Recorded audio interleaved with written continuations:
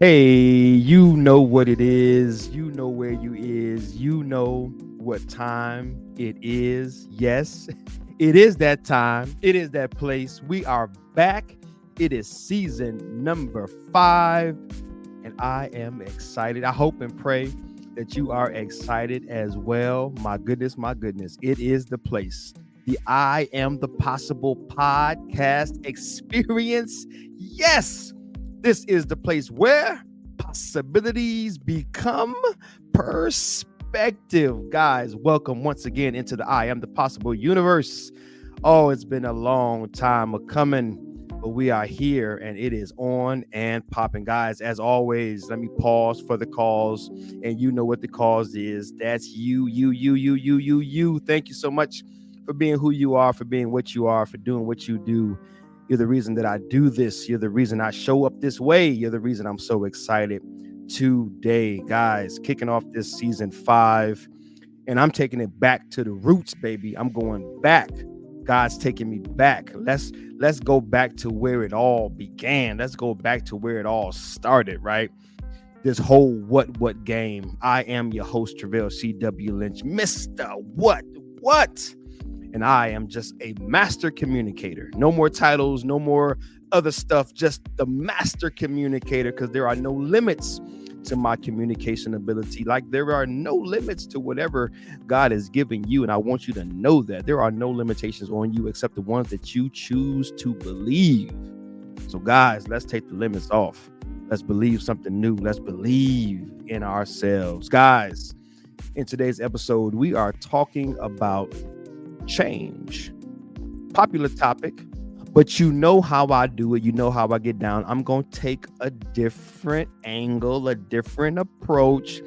And today I'm going to share with you, and I hope my slides are ready, because we're going back to the slides. We going all the way back, man. We're going back to the slizzides. Today's episode right there, if you are watching on the tube, and I hope and pray that you are watching on the tube, the greatest change you will ever make in your life. That's right. I got it for you. I got the greatest change that you will ever make in your life. Now, as always, before we jump into this, guys, I have to give you the big idea, right? I have to share with you what this is all about, right? Why would I say that, right? The number one change. How could I possibly claim that, right? Well, this is how I can claim it. Here's the big idea, guys. God's given me revelation, and I want to share that revelation with you. I want to impart that revelation with you. I can say that I can be bold. I can be courageous. I can say some things that would go against the culture and go against what we consider the norm, because God gave it to me. That's why I can say such a thing, because if God says it, then it's an amen from me. And if God tells you something, it better be an amen from you. All right, so you ain't got to wait for nobody to give you permission to go forward. You ain't got to wait for nobody to sign off on it. If God said it, let it be done. Now check this out. The greatest change you'll ever make in your life is to stop trying to change your life. Guys, I don't know if you've noticed this or not, but we live in what I call a change culture. Everybody's trying change. We are fascinated with change. We are consumed with change. Everyone's trying to level up before, like I like to say, right, before you level down. Everyone's always trying to get to the next stage. Everyone's trying to get to the next thing, the next level. Everyone's trying to, like, it's like we treat, it's as if we treat life like a video game. You know how you get on level 1, the game first starts, and your only objective, what is level 2, level 3, level 4? And there's nothing wrong with progress. There's nothing wrong with moving forward. There's nothing wrong with advancement. But there's something to say if it consumes you. And so the revelation that I have is that the greatest change that we could ever make in this kind of culture is to stop trying to change at all. Guys, I don't know if you know this, but I've said it many, many years ago, but again, God's taking me back, so I'm bringing it back. I am an advocate for the already.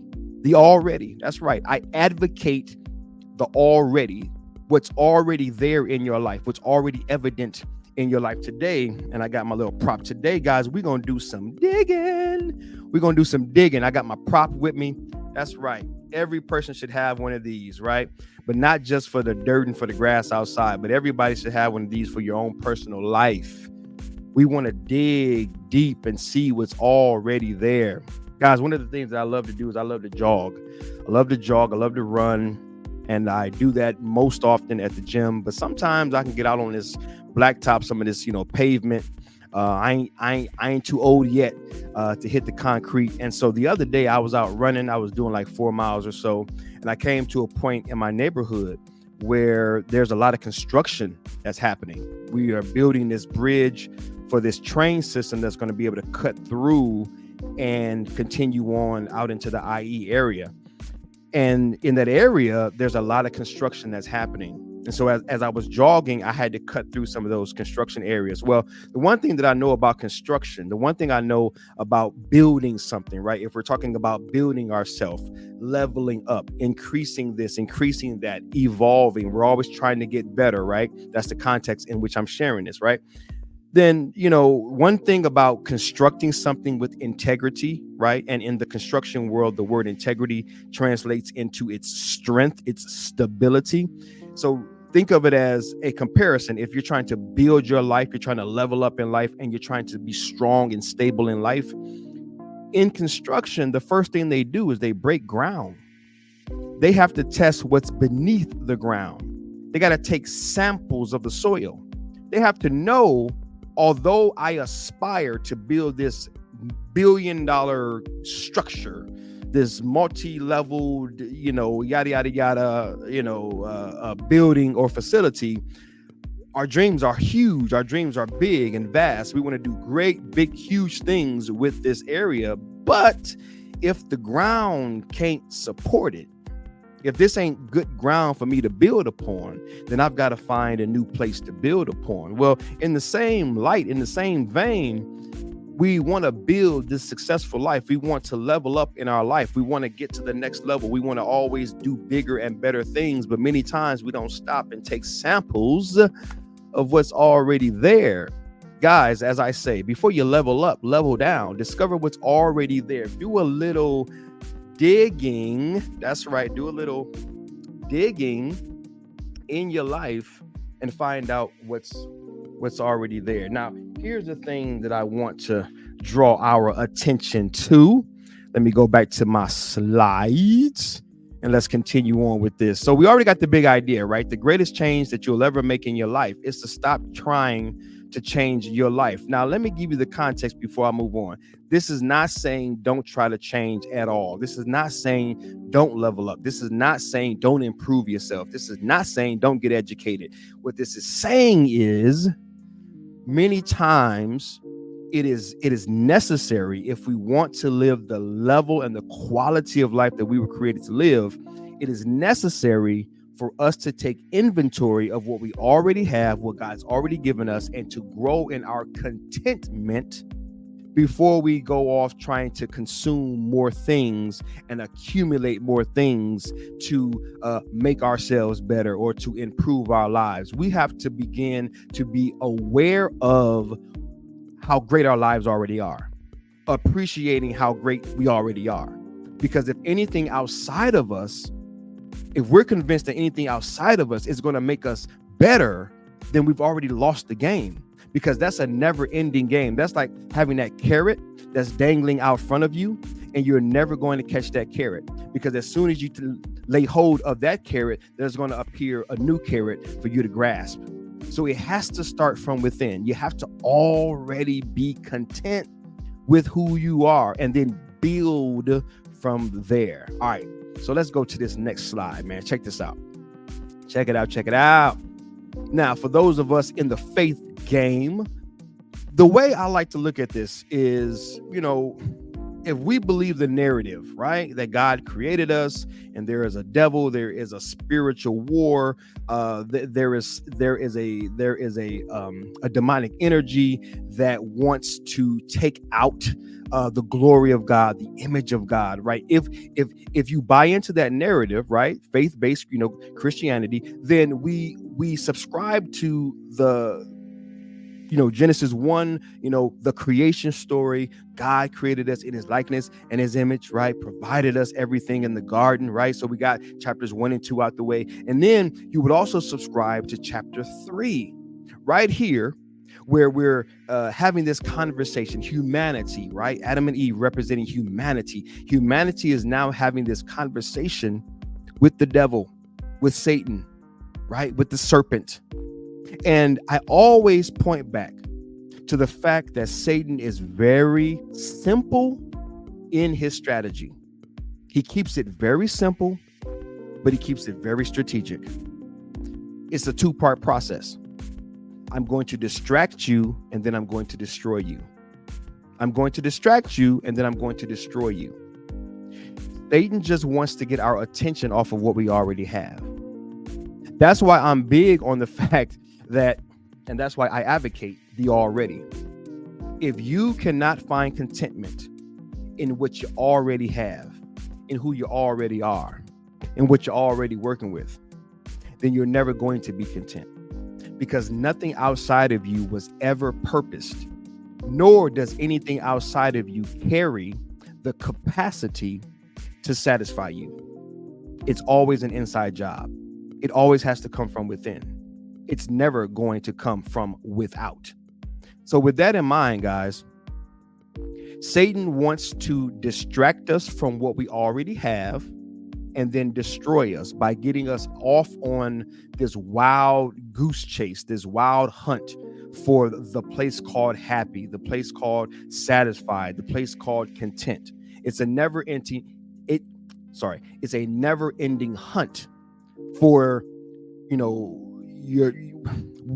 we're trying to possess something that we actually are, right? And so we're trying to get something that's not gettable. It's not there because it's you are that, right? So I won't go down that path, but I mean, that's why God gave me the revelation. I am the possible. I am the possibilities, right?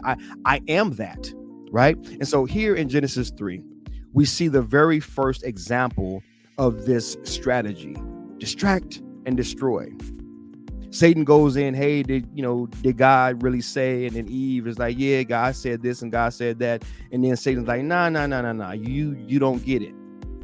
It says, you will not certainly die. The serpent said to the woman, for God knows that when you eat from that tree that we shouldn't have been touching, then your eyes will be. That's the key phrase out of this entire passage. That's the key phrase. Those two powerful words. You will be. Your eyes will be opened, and you will be like God, knowing good and evil. It is the will be that trapped us. That was the hook. Think about the commercials that you watch on television, right? It's always, if you get this, then you'll be happy. If you get this, you'll be healthy. If you get this, you'll be trendy. If you get this, you'll be whatever. It's always the hook. It's what you don't have. It's what is attainable. You can get it. And as soon as you get it, then you'll feel like this. That's what mass marketing is. It's the idea, it's the strategy. Every commercial does it. Next time you watch television, in fact, you'll never watch television the same after this. Every time you watch television, think about the commercial that you're watching. I don't care what the product is. Whatever the product is, think about it like this. You currently don't have that. So they say, hey, I'm going to give you images of men and women, sometimes even children. They're laughing, they're playing, they're smiling, they're expressing joy and happiness because they've obtained this thing. So you, as the consumer sitting on your couch, you ain't got it yet, but as soon as you get this in your hands, then you'll be just like these people on the commercial. Now, I'm not here to tell you, I'm not some grumpy old lump in the log to tell you that is not true. I don't know. Maybe the new iPhone 15 will make you happy. I don't know, right? Maybe the new this or that will make you happy. But happy is temporary, and it comes and goes. But the bill, the bill.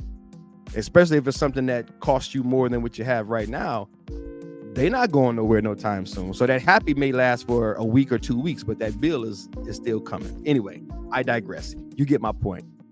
Guys, It's getting your mind off of what's already there. It's getting your mind off of the ability for you to be aware of and for you to grow in your appreciation of what God's already given you. That way, like I always teach and preach, now you can work from your worth and not for your worth. Many of us go to work trying to earn our worth, when your worth is not something that you earn. Your worth is simply something that you learn. I'm gonna say that one more time for the people way, way, way in the back. Your worth is not something that you earn. It's something that you learn in this context. Okay? Yeah, you may need to earn your worth on a team or, in a corporation. I get that. But in this context, you being happy, you being joyful, you being satisfied, you being content, those things that really move the needle in life, the quality of life, that is something that you don't have to earn. That's something that you can simply learn. Okay? So again, guys, what's the greatest change that any of us could ever make? Stop trying to change. Accept who you are. Learn to embrace who you are. Learn to love who you are. And how do you do that? By learning what you are. That's right. That's why I'm Mr. What, baby. What you are. That's gonna move that's gonna move the needle for you.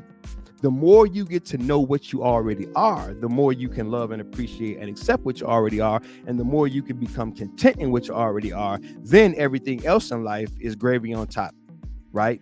Icing on the cake, right? A cherry on top. Everything else is a bonus, right? Now you're living in the bonus life, right? You got people wanting to live the abundant. This is the bonus life, when you already got a sense of your value, and now everything else you now can contribute to it rather than trying to consume it to try to get something that God's already given you from the beginning. I hope and pray.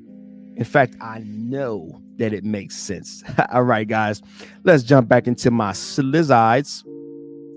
And again, you should be watching on the tube. You should be watching on the tube, because that's where I give the visuals. I'm a teacher. Got to give you the visuals, baby. All right, guys. So here it is. All right. About to wrap it up. Here are my recommendations. Guys, I am all about the assessments, baby. I'm all about these assessments. This is the game changer. This is how it's done. This is how it works.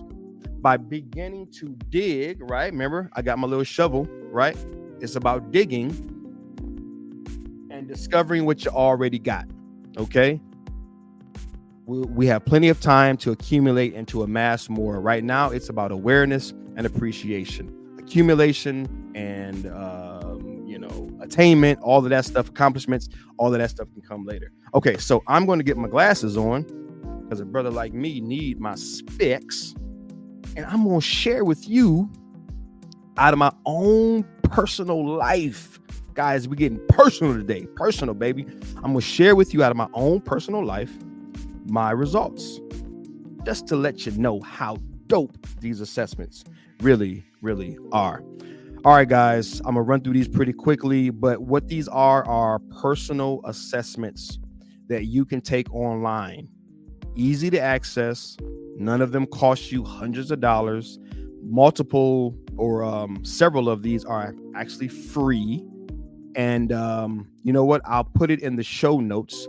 I will remember to put it in the show notes, links to these assessments, okay? Because they have changed the game for me, and I know they will change the game for you. Again, the context of this is you discovering what's already there, you becoming aware of what's already there, and growing in your appreciation of what's already there, so that while you're in this change culture, you can be less concerned with changing something about yourself and learning to actually see what you already have, so that you can begin to contribute more of yourself and find contentment in yourself. All right, guys. First one, Strength Finders.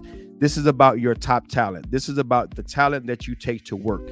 All right. You got a job. You go to work every day. You spend a lot of time at work. This is how, and let me just say this. These are applicable to just about every space that you operate in. These are more like the role that you play on a team or a project team, within your family, within your church, within your community. When you show up organically, by nature, by God, this is what you're already working with. This is what the devil wants to get you off of. This is what he wants to distract you from. Don't know anything about yourself in these areas. Rather, keep hunting these images and these offers on television and social media. Like, go after this stuff that don't mean much of anything, and that actually drive you towards becoming something that you're actually not, rather than paying attention to what you already have. Okay? Remember, that's the game. That's the game. Don't let the devil use you like that. All right, check it out. Strength finders. Strength finders for me, something called futuristic. Okay, that's my gift. That's my strength. I always see future possibilities, right? I mean, my podcast, I Am the Possible, the place where possibilities become perspective. Guys, all of that was established before I ever took this test. And that's why I believe in these so much, because they're more about confirming what God's already done than they ever were like revelations of something that I didn't know. So that's why I'm totally sold out on these assessments, and they will change your life like they've changed my life. All right. So strength finders, I'm futuristic. So this is going to give you the talent that you have, and what you offer to any given team. Next one, working genius. This is when you're on your job. This is the genius that you have. We're all geniuses. Okay. By definition, genius simply means that you are well versed in a given area, extremely, skilled and talented in a given area. That means that we're all geniuses, because we can all do something really, really great. So for me, I'm a wander. That means I see potential. That my eyes are blessed to see the potential in a person or in a situation. My second genius is a invention. I always see ideas, right? So I won't labor too much on these because I just want to kind of burn through them a little bit. But again, if you see what's happening, the more I understand what I am and what I've already been gifted with, the better choices I can make in life, the better career choices. Too many of us are in jobs that have nothing to do with our gifting, and we're miserable. Well, this will save you from that. Ministries, they put you to work in church, but you don't like what you're doing. There's nothing wrong with you. You're not sinful. You're not a sinner. No, you're just mismatched. You're in a place of ministry that doesn't match your gifts and talents. And the list goes on and on and on. All right. D.I.S.C. This is, now for me, I'm a high I. D.I.S.C. They all stand for something. Okay. Dominant, influential, steady, or compliant. Okay, so I'm a high I. I'm very influential. I love to inspire. I love to interact. All right. So again, these are clues to the best suited job, ministry, my role within my family. You see how this is all starting to work? So now I don't have to play the guessing game, and I can become content within myself, because now I don't have to try and wear a hat that don't fit. I don't have to try to be somebody that I'm not. In my family, I know I'm the one that inspires. In my family, I know that I'm the one that comes up with the ideas. I know this or that, right? So now you know how to play your role. You know how to, as we like to say, stay in your lane. Second to last one, the Jung Personality test. This says for me, I'm an introverted, but intuition. That means I love my alone time, but because I love my alone time, or rather it's in my alone time that I love to dream and I love to create. So then I can come out of that space and share things with you all. And then lastly, spiritual gifts. I'm a teacher, so that means I'm focused on education and exhortation. I love to encourage people. Guys, are you seeing it? Is it starting to connect? Is it resonating? Is it making sense? Guys, in this culture of always trying to change, guys, how about learning yourself? How about before you look to change anything else, learning who you already are, learning what you already have? Before trying to fix your hair, have you ever just looked at it as it is and just marveled at the fact that follicles, hair, things grow out of your head? I mean, that's fascinating. That's a brilliant design by our creator that our heads would be, even though I ain't got much hair up there anymore. But you get my point, right? Before you try to change the next thing about yourself, attempt to just try to appreciate what you already have and do these assessments. Learn about yourself. You have to learn to live. But why try to live something that you're not? Why try to learn something that doesn't really fit who you are? Learn about who you really are. Learn about what you really have. Learn about how you're really, really designed so that, like those construction workers, you can take a sample and look at yourself and say, yes, it is highly likely that we're going to build successfully here. It is very likely. You're increasing the odds. You're increasing the probability of a successful build because you've taken the time to get the sample from the soil. You've dug deep, and you can now say with clarity and with confidence, yes, I have evidence to support my desire to build here. Put it in your context. What are you trying to build, but you're not confident? What are you trying to build, but you're not clear? What are you trying to build, but you still are not certain within yourself that you have the ability to do it? Well, it could mean that it's not for you and you shouldn't be even attempting it, or it could be just the thing that you're supposed to do, but you haven't yet discovered why. You haven't attained the evidence to support why you are the person to do that. Well, God's given us the ability to learn ourselves so that we can live ourselves. And that's what I want to encourage you guys to do. All right, guys, in closing, last one here, last slide. Got one more for you, and it is important. Guys, subscribe. If you are on YouTube, subscribe. If you're listening, go to my YouTube channel and subscribe. Okay, let's get these numbers up. I want subscriptions. I need subscriptions. I want to be able to get this word, this message, this ministry out to more and more people. So go to my YouTube channel, iAMthepossible, and subscribe. Like this video. Like the content, right? Give me some love on that. Share it. Tell somebody about it. Click the little share button. Put it to your social media, feeds and whatnot. Y'all know how to do the social media stuff, man. Subscribe this, like this, share this, and leave me a comment, baby. Let me know what spoke to you. Let me know what it did for you. Let me know, did it teach you? Did it reach you? Did it bless you? You feel me? Let me know, man. Leave a comment below. All right. That's it, man. That is it. I'm so excited, man. Season number 5. We are back in full effect. And I have done some amazing interviews with some amazing people. I cannot wait until you guys hear these stories, these testimonies, and these strategies that my guests share with me. So I'm about to get up out of here, man. I love y'all. I'm praying for y'all. I'm believing in you guys. Until next time, guys, this is Travell C.W. Lynch, Mr. The Master Communicator. This has been another episode of the I Am the Possible podcast experience, the place where possibilities become perspective. And in closing, may your possibilities become your perspective. Much love.